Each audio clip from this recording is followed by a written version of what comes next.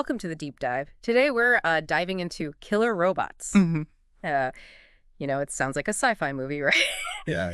But this is real. Right. So to get into all of this, we're looking at this Al Jazeera article about autonomous weapons systems. And it's not just some far-off thing. I mean, these systems are being developed right now and used. Yeah, it's pretty wild. Like this article talks about how the US, China, Russia, they're all over this tech. Yeah. And get this, it even says Turkish drones might have used this tech back in 2020 in Libya. Yeah, that's right. And the interesting thing is this idea of machines making decisions, lethal ones. It's not just drones. It could be anything. Right. Missiles, robot tanks, whatever.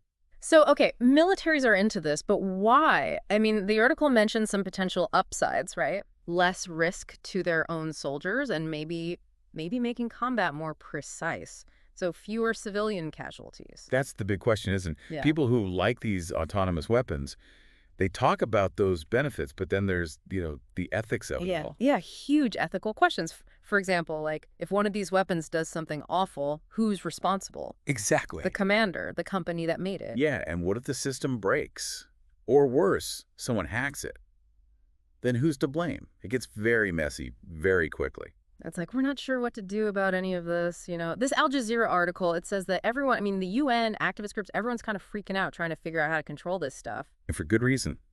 The global community is, well, divided, to say the least. This article lays it out really well.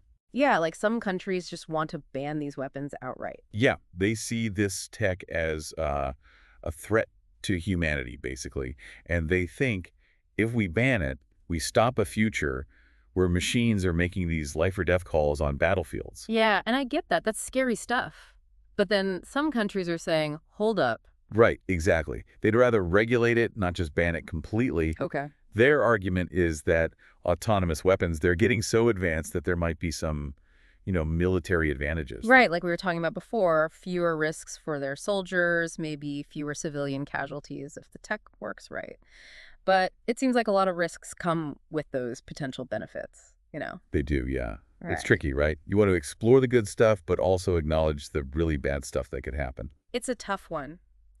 Reminds me of, back when nuclear weapons were new, everyone knew they were really bad, but no one could figure out what to do about it. That's a good comparison. Yeah. Just like with nukes, the stakes are really, really high. We need to act fast and realize that the choices we make now about this, about autonomous weapons, are going to have really big consequences down the road. Totally. And in the middle of all this back and forth, one country really stood out to me. Costa Rica. In the article, it says that they're kind of taking charge on this, pushing for regulation, which is interesting because they haven't even had a military since 1948. Right, and that's significant on a couple of levels. First, it challenges this idea that only the big, powerful countries with military should get a say in this. What Costa Rica is saying is, hey, this affects everyone. It's like they're coming at it from, a moral standpoint, right? Right, exactly. They chose to give up war, so they see this tech as, a step backward for everyone. Yeah, like they're saying, we've been there, and this is not the way to peace. And other countries, especially ones that have seen a lot of war, they listen to that. So Costa Rica's like the voice of reason in all of this, and what they're saying is, we need to be really careful here, because what we decide now, it's going to determine what war looks like in the future.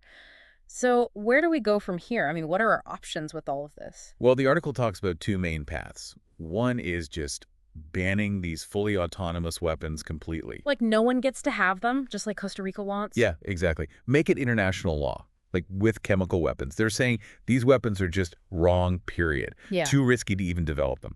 But getting everyone to agree on that seems tough. Like some countries are already really invested in this tech. That's true. So then the question becomes, what if we can't ban them completely? And that's where the second path comes in, regulation. Okay, so instead of banning them, we're talking about, rules, limits on how they can be used. Exactly.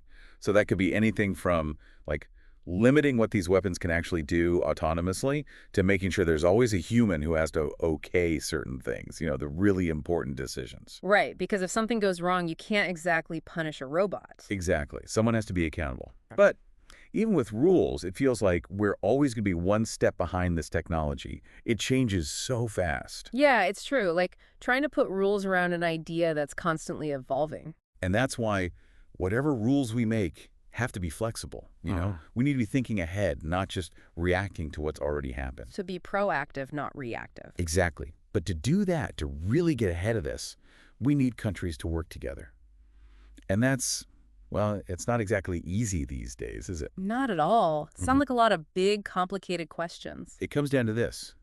Do we want a world where machines are deciding who lives and dies with no human control? Mhm. Because that's what we're looking at. And what we decide right now is going to decide what that world looks like. This whole thing has been pretty intense, honestly. It's one thing to hear about killer robots, but this is real. This is about what war is going to be, maybe what humanity itself is going to be. And that's why it's so important that we're talking about it. This isn't just for politicians and generals. This is a conversation everyone needs to be a part of. Yeah, because, like we said at the beginning, are killer robots the future of war? Well, it's up to us to decide.